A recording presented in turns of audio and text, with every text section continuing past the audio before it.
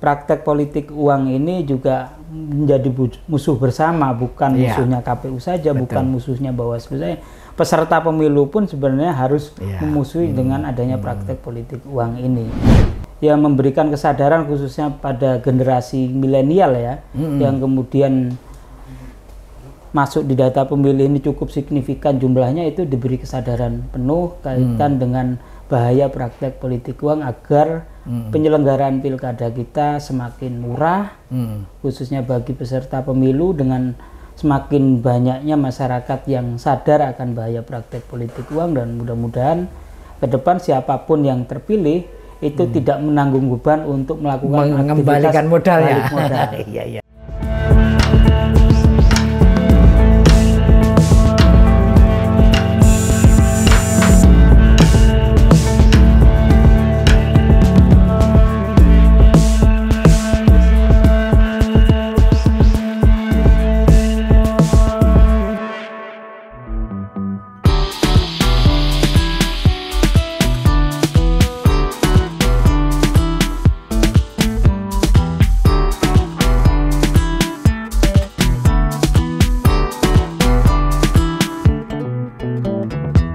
Assalamualaikum warahmatullahi wabarakatuh, Tribuners dan pemirsa harian Surya dimanapun berada. Pilkada serentak 2024 6 bulan lagi akan berlangsung, termasuk di Jawa Timur.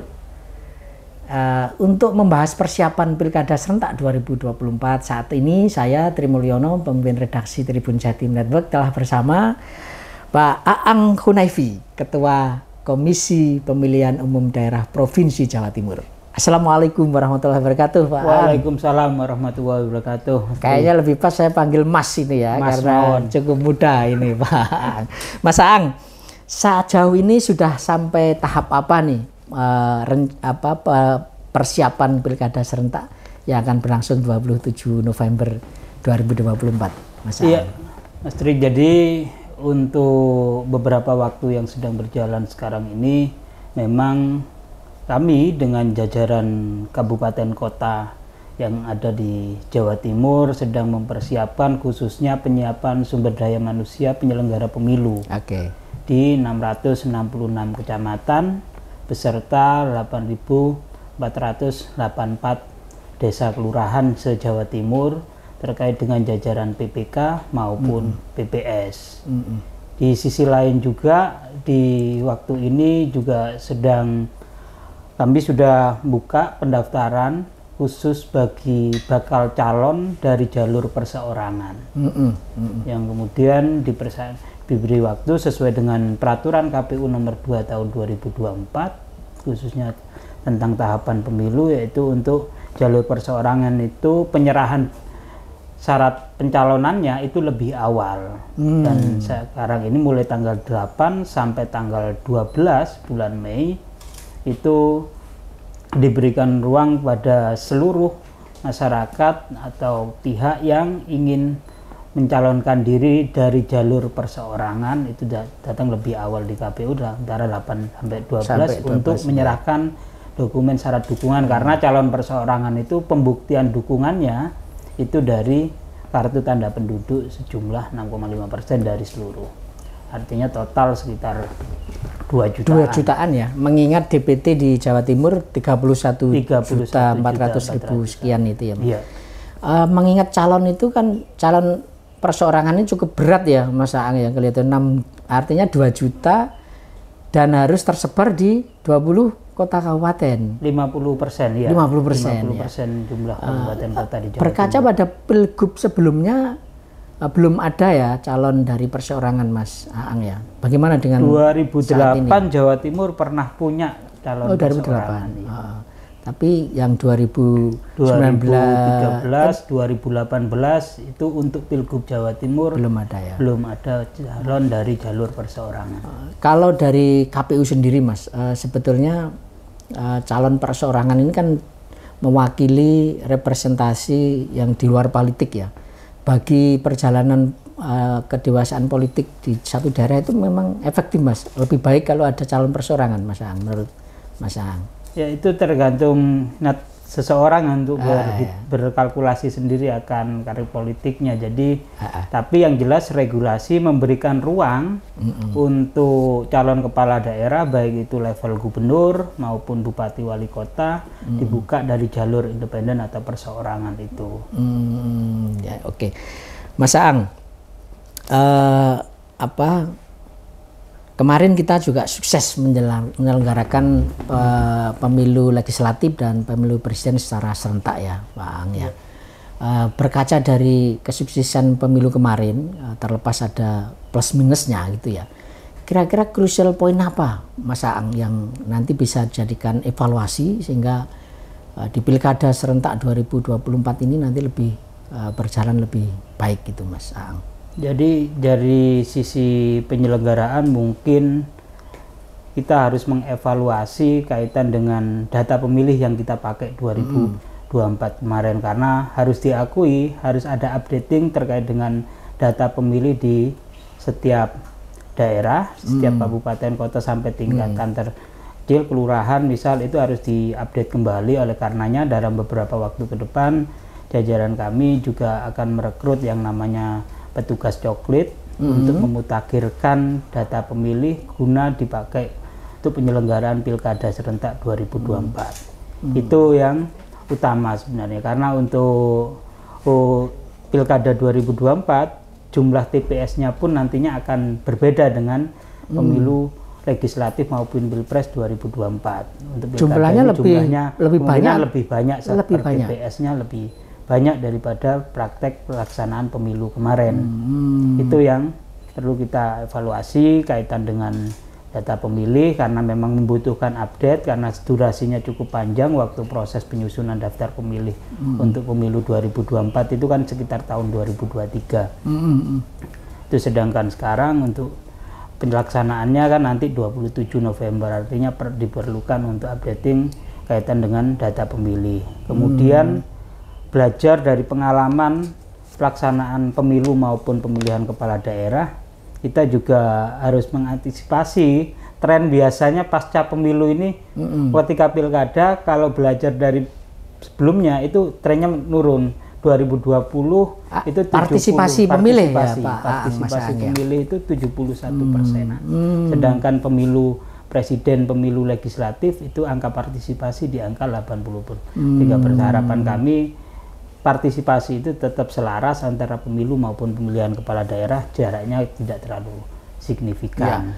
Bahkan di kota Surabaya misalnya, Mas Aang, itu hanya 60% untuk pilwali ya, gitu ya. Kira-kira apa Mas yang akan dilakukan untuk meningkatkan partisipasi pemilih ini nanti di pilkada serentak? Jadi aktivitas masing-masing peserta pemilu itu juga memberikan support untuk kehadiran pemilih, karena harus diakui kalau pemilu legislatif itu kan jumlah kontestannya kan lebih banyak. Jumlah peserta pemilu dari masing-masing calon legislatif itu kan melakukan, sedangkan pilkada ini jumlah paslonnya kan 5 gitu kan, atau hanya ada 2 dan lain sebagainya, atau bahkan di beberapa titik di Jawa Timur pernah punya pengalaman ada calon tunggal dan itu yang kemudian memberikan poin kaitan dengan partisipasi. Oleh karenanya ke depan KPU juga berupaya sedemikian rupa menggandeng berbagai pihak untuk meningkatkan partisipasi khususnya untuk pilgub maupun pemilihan bupati wali kota. Terutama untuk pemilih yang milenial, Mas Aang, itu sangat minim sekali ya kalau data yang kemarin disampaikan oleh KPU di Surabaya misalnya. Khusus untuk pemilih milenial ini apa, Mas Aang, yang kira-kira efektif ya untuk meningkatkan partisipasi mereka gitu? Apakah sosialisasi di media sosial barangkali lebih digencarkan atau ada cara lain? Ya, sosialisasi di media sosial tidak mungkin bisa kita hindari untuk sekarang, era digital sekarang ini kan. Tapi pertemuan tatap muka langsung itu juga harus selalu dilakukan, masuk ke sekolah-sekolah, kemudian lingkungan kampus dan lain sebagainya. Itu penting untuk dilakukan oleh jajaran kami di setiap tingkatan agar kesadaran politik khususnya bagi generasi milenial ini perlu pentingnya hadir dalam konteks penggunaan hak pilih untuk menentukan siapa pemimpinnya di daerahnya masing-masing, baik itu pilihan bupati, wali kota maupun gubernur, dan mudah-mudahan dengan keserentaan pilkada ini bisa meningkatkan partisipasi khususnya bagi pemilih milenial. Mas Aang, ini kan komisioner KPU Jatim di masa transisi ya, dari 7 ya Mas ya, 7 komisioner, 2-nya yang incumbent gitu ya. Mas Aang sendiri baru bergabung menjelang pemilu serentak kemarin. Apakah ini tidak menjadi kendala Mas untuk persiapan pemilu kemarin atau bahkan pilkada saat ini Mas? Alhamdulillah sampai hari ini kami tidak mengalami kendala apapun, karena latar belakang kami 7 orang itu semuanya juga memang penyelenggara ya. Mas Aang sendiri Bawaslu ya, mantan Bawaslu Jawa Timur. Di Bawaslu, pernah di tenaga ahli di KPU RI, kemudian Mas Nur Salam sebelumnya juga anggota KPU di Kabupaten Magetan, Mas Hoirul Umam itu ketua KPU di Kota Blitar, Mas Rohan juga pernah menjadi KPU di Kabupaten Jember, terus kemudian Pak Mas Wisnu itu juga anggota KPU di Kabupaten Kediri. Artinya proses penyelenggaraan pemilu 2024 sejak awal sudah mengikuti, dan lebih lagi ada kesinambungan dari periode sebelumnya. Kehadiran Mas Rozak sama Mas Insan Kuryawan itu juga sangat penting untuk kemudian melanjutkan estafet pimpinan di KPU Jawa Timur. Ya, sebagai mantan Bawaslu ini Mas Aang ya, bisa memetakan ya sebetulnya potensi pelanggaran pemilu, meskipun ini ranah utamanya mungkin di Bawaslu ya. Tapi KPU barangkali bisa memberikan warning atau mewaspadai ya. Sebetulnya potensi pelanggaran di pilkada dibanding pemilu itu potensinya lebih besar mana sih Mas Aang, menurut Mas Aang? Ya, karena pesertanya lebih banyak pemilu legislatif maupun pemilu presiden kan, khususnya legislatif, tentu pemilu legislatif rawan pelanggarannya lebih tinggi. Malah pemilu ya karena kan melibatkan banyak peserta pemilu, masing-masing calon legislatif itu melakukan aktivitas, misal pemasangan alat peragam berwujud baliho dan lain sebagainya. Sedangkan pilkada ini yang diantisipasi ya kaitan dengan praktek yang dilakukan oleh masing-masing tim kampanye, bisa 2 tim kampanye, 3 tergantung pasangan calon yang ada kan nantinya. Itu yang kemudian sering muncul, tapi tensi pilkada di beberapa daerah cenderung lebih tinggi daripada pemilu legislatif. Kalau legislatif itu konsentrasi pendukung itu terpecah belah karena banyaknya peserta, banyak partai dan iya kan. Kemudian kalau untuk pemilu kepala daerah ini kan terkonsentrasi, apalah nomor 1, nomor 2, nomor 3, terkonsentrasi maksimal dari 5 pasangan calon lah. Kira-kira seperti itu. Jadi memang kalau kemudian ngomong potensi pelanggaran ya lebih banyak di 2024 untuk pemilu legislatifnya. Tapi tidak menutup kemungkinan di pemilu kepala daerah ini juga pasti ada kerawanan-kerawanan tersendiri. Misal ketegasan Bawaslu untuk mengatur kaitan dengan mobil branding yang dibuat oleh masing-masing pasangan calon. Ini hal yang sederhana, tapi kemudian di lapangan bisa menimbulkan permasalahan. Misal mobil brandingnya masuk tempat ibadah, sedangkan dalam regulasi KPU maupun undang-undangnya sarana tempat ibadah itu merupakan lokasi yang steril dari aktivitas kampanye. Mas Aang, beberapa kontestan di pilkada nanti kemungkinan besar adalah para incumbent, karena beberapa kepala daerah saat ini yang akan nyalon lagi juga masih menjabat sebagai kepala daerah dan bupati atau wali kota. Barangkali Mas Aang bisa memberikan gambaran apakah penyalahgunaan misalnya bansos, penyalahgunaan wewenang sebagai kepala daerah ini sejauh mana sih pengalaman di Pilpres kemarin dan di pemilu legislatif kemarin itu, potensi terulang itu apakah memang ada? Kalaupun ada, apa yang harus dilakukan KPU dan tentu Bawaslu ya sebagai leading center-nya? Ya, jadi kalau untuk petahana ini kan sebagian besar juga sudah berakhir masa jabatannya sehingga diisi oleh PJ kepala daerah dan seperti itu. Dan di regulasi Undang-Undang Pilkada pun juga diatur, misal potensi kerawanan terkait dengan mutasi ASN 6 bulan sebelum. Nah, itu juga sudah diatur di dalam undang-undang terkait dengan bansos dan lain sebagainya. Saya rasa itu juga perlu diwaspadai, perlu dimonitor oleh kawan-kawan khususnya di pengawas pemilu, karena dari aktivitas-aktivitas itu juga dalam regulasi pilkada itu juga bisa berakibat diskualifikasi jika pelanggaran itu terjadi secara terstruktur, sistematis dan masif. Itu tapi kewenangan ada di kawan-kawan Bawaslu dalam melakukan investigasi atau menangani dugaan pelanggaran tersebut. Untuk tadi kembali ke soal potensi pelanggaran, Mas Ang, barangkali sudah ada pemetaan ya daerah-daerah rawan pelanggaran begitu ya, kemudian dengan stakeholder yang lain dicoba untuk di-reduce begitu, sudah ada pemetaan, Mas? Karena mengingat misalnya di Jawa Timur itu kan ada daerah yang di mana kepulauan terluar kita juga beberapa daerah. Bagaimana, Mas, saat ini untuk tadi terkait juga misalnya untuk mengupdate data DPT di daerah-daerah yang wilayah kepulauan ya, Mas Ang? Ya, jadi kaitan dengan kerawanan-kerawanan tertentu di daerah-daerah, jadinya kami biasanya koordinasi dengan teman-teman pengawas yang punya melakukan indeks penyusunan indeks kerawanan, pihak kepolisian pun juga menyusun peta kerawanan masing-masing daerah dan lainnya. Dan harapan kami apa yang disusun itu bisa diantisipasi sejak awal.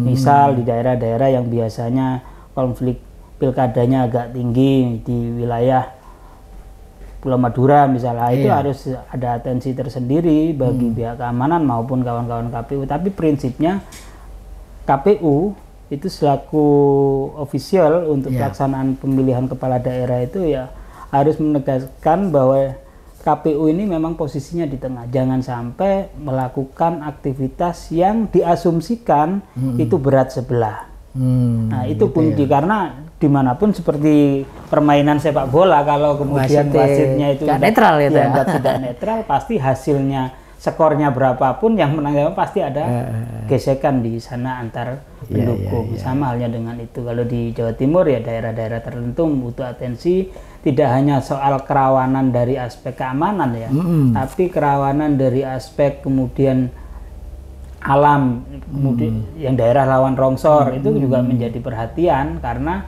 di bulan November yang seyogyanya kita lakukan pemungutan suara itu kan biasanya musim hujan, curah hujan tanggal 27 November itu bisa memasuki musim penghujan. Semacam itu juga perlu dipikirkan oleh kami, sehingga kami kemarin sudah berkoordinasi dengan pihak kepolisian, kemudian nantinya dengan Pemprov, kemudian dengan pihak TNI untuk memberikan support di beberapa daerah tertentu yang kita kategorikan sebagai daerah yang rawan bencana dan lain sebagainya, atau daerah yang sulit akses dan lain sebagainya. Misal di Sumeneb ada 7 kecamatan yang ada di wilayah kepulauan, di Gresik ada 2 kecamatan yang di Pulau Bawean di Pulau Bawean itu.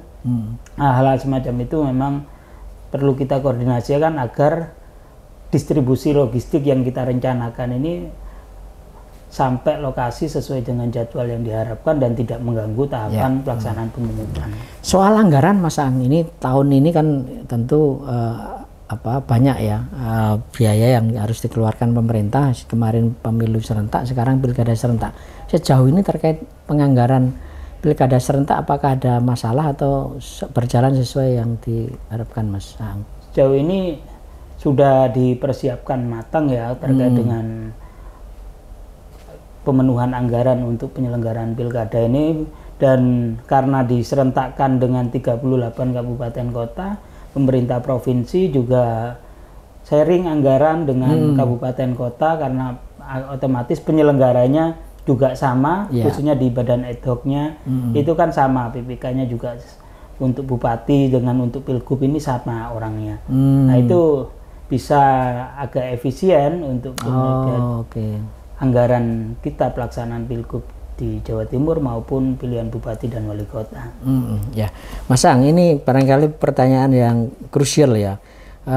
Beberapa pihak menyebut bahwa pelaksanaan pemilu serentak kemarin itu masih diwarnai dengan money politik gitu ya.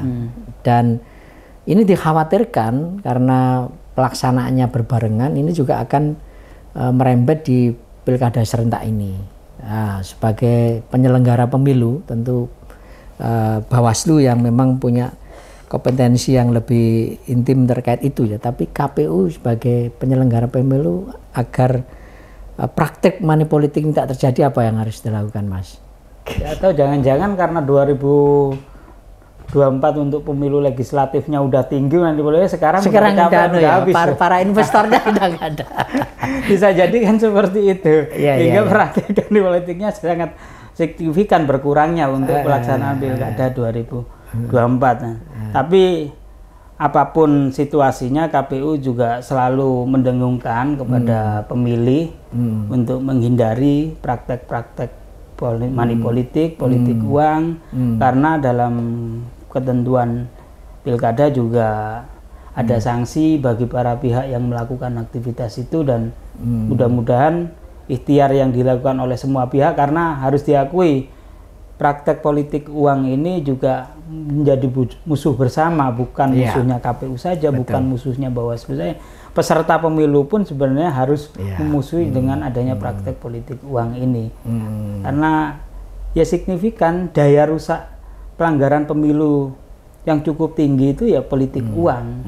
Politik uang itu sangat mempengaruhi, sehingga ya cara melawan kita harus bersama-sama. Edukasi pendidikan politik kepada pemilih, kepada seluruh masyarakat itu penting untuk terus dilakukan tanpa lelah, dan ya memberikan kesadaran khususnya pada generasi milenial ya, yang kemudian masuk di data pemilih ini cukup signifikan jumlahnya, itu diberi kesadaran penuh kaitan dengan bahaya praktek politik uang, agar penyelenggaraan pilkada kita semakin murah, khususnya bagi peserta pemilu, dengan semakin banyaknya masyarakat yang sadar akan bahaya praktek politik uang. Dan mudah-mudahan ke depan siapapun yang terpilih itu tidak menanggung beban untuk melakukan mengembalikan modalnya. Iya. Mas Ang, ini mungkin pertanyaan terakhir. Di pelaksanaan pilkada ini kan November, sementara pemerintahan berganti di bulan Oktober ya. Pak Jokowi akan purna tugas, digantikan oleh Pak Prabowo. Menurut Mas Ang, apakah ini akan juga berdampak ya di dalam roda pemerintahan termasuk pelaksanaan pilkada? Kalaupun terjadi, kira-kira apa sih yang perlu diwaspadai? Kalau enggak, kira-kira malah bagus atau bagaimana ya, Mas Ang? Bisa kasih insight ke kami. Saya rasa transisi kepemimpinan di tingkatan nasional itu untuk kali ini akan lebih soft ya, dan kemudian pengaruh terhadap penyelenggaraan pilkada karena pergantiannya di bulan Oktober, di jelang-jelang hari pemungutan, itu juga tidak begitu signifikan untuk konteks penyelenggaraan pemilihan kepala daerah. Tapi semua pihak juga tetap harus mengantisipasi hal-hal yang mungkin dianggap nanti akan mencederai proses penyelenggaraan pilkada, sehingga nanti berujung pada penyelesaian sengketa hasil, gitu ya. Itu yang perlu dihindari. Di Jawa Timur ini punya historis pilkadanya kan sampai 3 kali selalu berbuntut panjang gitu, khususnya untuk Pilgub. Pilgub itu 2008 kita sampai 3 kali pelaksanaan pemungutan suara ulang. Kemudian 2013 juga tidak jauh berbeda. Alhamdulillah 2018 Pilgub Jawa Timur tidak ada praktek pemungutan suara ulang yang didasarkan pada putusan Mahkamah Konstitusi. Tapi jangan lupa punya satu daerah yang harus melakukan pemungutan suara ulang 2018 di Kabupaten Sampang atas putusan Mahkamah Konstitusi. Jadi selalu seru ya kalau di Jawa Timur harus ini. Diantisipasi, dan mudah-mudahan nanti 38 kabupaten kota, 1 untuk pemilihan gubernur itu berjalan sebagaimana mestinya, tidak berimbas kepada perselisihan hasil di Mahkamah Konstitusi. Walaupun secara regulasi menurut undang-undang memang koridor hukum yang absah untuk melakukan komplain terhadap hasil penyelenggaraan pilkada itu memang ruangnya ada di Mahkamah Konstitusi. Baik Pak Anggonaifi, barangkali yang paling akhir silakan memberikan closing statement agar pilkada serentak 2024 27 November nanti berjalan lancar dan partisipasi pemilih makin tinggi. Silakan Pak Ang. Ya, kami berharap seluruh elemen masyarakat Jawa Timur, seluruh stakeholder di Jawa Timur bersama-sama dengan Komisi Pemilihan Umum khususnya di Jawa Timur untuk mensukseskan penyelenggaraan pilkada, bersama-sama meningkatkan partisipasi pemilih dalam pelaksanaan pilkada Jawa Timur, dan sama-sama memusuhi yang namanya praktek politik uang di pelaksanaan pilkada Jawa Timur. Itu yang menjadi harapan kami, dan mudah-mudahan siapapun yang nantinya akan terpilih memimpin Jawa Timur dan memimpin 38 kabupaten kota di Jawa Timur mampu memberikan kemaslahatan untuk warga Jawa Timur. Baik, Tribuners dan pemirsa Harian Surya dimanapun berada, siapapun yang terpilih nanti, kita berharap mereka punya hati dan pikiran yang sama untuk memajukan Jawa Timur. Saya Tri Mulyono undur diri dulu, sampai ketemu dengan tokoh-tokoh berikutnya. Kurang lebihnya mohon maaf. Assalamualaikum warahmatullahi wabarakatuh.